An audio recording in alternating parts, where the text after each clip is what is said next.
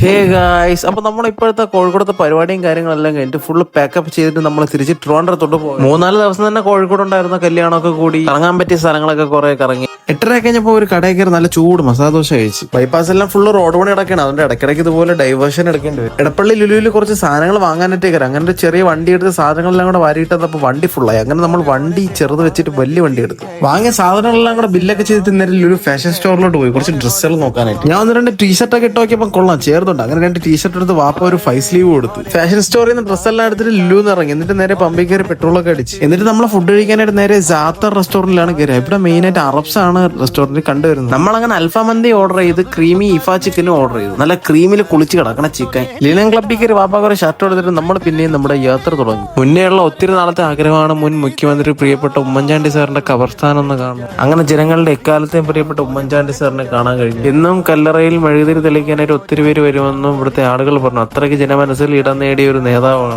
ചായ കുടിക്കാന്ന് പറഞ്ഞപ്പോ ചായ ഒന്നും കിട്ടില്ല. പിന്നെ ഒരു ജ്യൂസ് ഇടയിൽ കയറിയിട്ട് ഞങ്ങളെല്ലാം കൂടെ ഷേക്ക് കുടിച്ചു. ഞാനും വാപ്പായും മാറി ഓട്ടിച്ചെങ്കിലും കുറച്ച് കഴിഞ്ഞപ്പോൾ ഞങ്ങൾക്ക് 2 ഉറക്കം വന്നു. അപ്പോൾ ഡ്രൈവർ 1 and 2 നോക്കായപ്പോൾ ഡ്രൈവർ 3 കളത്തിൽ കയറി. അതുകൊണ്ട് നമുക്ക് റെസ്റ്റ് ആയി. രാവിലെ ഒരു 5-5:45 ആയപ്പോൾ വീടെത്തി. ഇനി വേണം ഒരു സുഖമായിട്ടൊരു നീണ്ട ഉറക്കം ഉറങ്ങാം. അപ്പൊ ഇന്നത്തേക്ക് ഇത്രയേ ഉള്ളൂ. ശരിയെന്നാ.